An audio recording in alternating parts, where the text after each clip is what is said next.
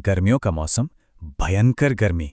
जब आसमान से जैसे आग बरस रही हो और पसीने से बुरा हाल हो, तो ऐसे में बस एक ही ख्याल आता है, थोड़ी सी ठंडक।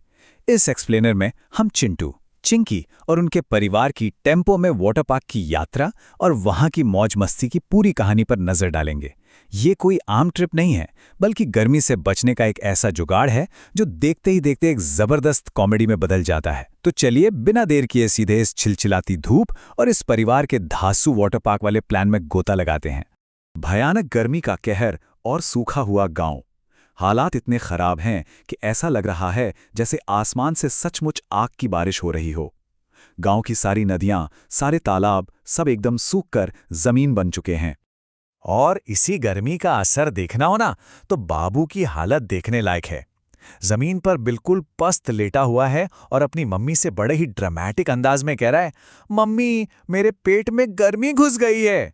मतलब सच में इस भयंकर गर्मी में बाबू का ये मेलोड्रामा और वो बेहोश होने की जो नौटंकी है ना, वो एकदम लाजवाब है।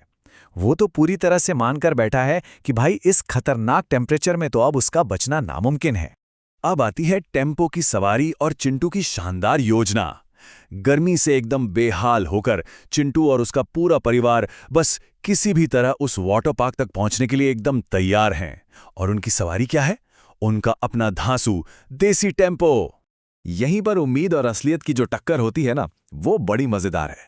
एक तरफ लग्जरी कार के एकदम चिल्ड एसी वाले सपने हैं और दूसरी तरफ है पापा का बिना एसी वाला एकदम देसी टेम्पो।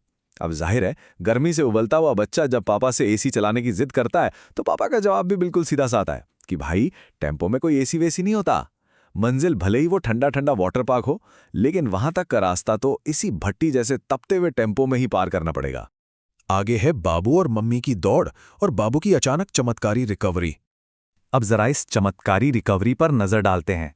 जो बाबू अभी कुछ ही सेकंड पहले गर्मी से बेहोश होकर जमीन पर गिरा पड़ा था, मरने की बातें कर रहा था, वो चिंटू के परिवार के वाटर पार्क जाने की बात सुनते ही अचानक से किसी ओलंपिक एथलीट की तरह दौड़ने लगता है। मतलब ठंडे पानी में नहाने की जो लालसा है ना, उसने बाबू में ऐसी एनर्जी भर दी है कि वो भागते हुए मोटर वाहन को भी पीछे छोड़ने को तैयार है। और भाई इनकी स्पीड भी कमाल है, सीधे 80 किलोमीटर प्रति घंटा। पापा को भी भयंकर गर्मी से बस जल्दी से जल्दी राहत चाहिए, इसलिए वो टेम्पो को एकदम फुल स्पीड में भगा रहे हैं। लेकिन यहां सबसे बड़ा पागलपन यह है कि हमारा ये चमत्कारी बाबू वो उस 80 की स्पीड से भागते हुए वाहन का पीछा कर रहा है। टेम्पो की छत पर बाबू और एक हताश पीछा। ये सीन तो और भी ज्यादा हंगामेदार होने वाला है, क्योंकि बाबू ने तो चीते जैसी छलांग लगाई और सीधे पहुंच गया टेम्पो की छत पर। लेकिन बेचारी मम्मी का क्या? वाटर पार्क अभी भी पूरे 2 किलोमीटर दूर है। जरा सोचने वाली बात है कि वो बेचारी थकी हारी माँ इस जानलेवा गर्मी में सिर्फ टेम्पो तक पहुंचने और वाटर पार्क का मजा लेने के लिए उसे अभी 2 किलोमीटर और दौड़ना पड़ेगा। और छत पर बड़े आराम से बैठकर ये बाबू अपनी उस हाफती हुई मम्मी से क्या कहता है? पूरी ताकत लगाकर दौड़ो मम्मी, तभी वाटर पार्क में नहा पाओगी। सीरियसली? मतलब सहानुभूति नाम की तो कोई चीज ही नहीं है बाबू में। अपनी मां को टेम्पो पर खींचने के बजाय वो उन्हें और तेज दौड़ने का मोटिवेशन दे रहा है। वाटर पार्क में मस्ती और उनका अंतिम ठिकाना। खैर आखिरकार वो सारा संघर्ष, वो लंबी दौड़ और वो तपते हुए टेम्पो की जो भयानक सवारी थी, वो काम आई और ये सब लोग आखिरकार उस वाटर पार्क पहुंच ही गए। और भाई वाटर पार्क के जो सपने थे ना, वो सच में शानदार थे। एकदम अंतहीन गहरा पानी, फिसलने वाले वो बड़े बड़े मजेदार पाइप, डीजे का धमाकेदार म्यूजिक और सबसे जरूरी बात, इस जानलेवा गर्मी से पूरी तरह से छुटकारा। असल में यही तो वो चीजें थी जिनके लिए ये सारा पागलपन हुआ और 80 की स्पीड वाले टेम्पो के पीछे वो दौड़ लगाई गई। लेकिन जैसे ही सब लोग एकदम खुशी से पागल होकर उस ठंडे ठंडे पानी में छलांग लगाने ही वाले थे कि तभी अचानक से पीछे से दादाजी की सख्त आवाज गूंजी, ज्यादा अंदर पानी में मत जाना, पानी गहरा है।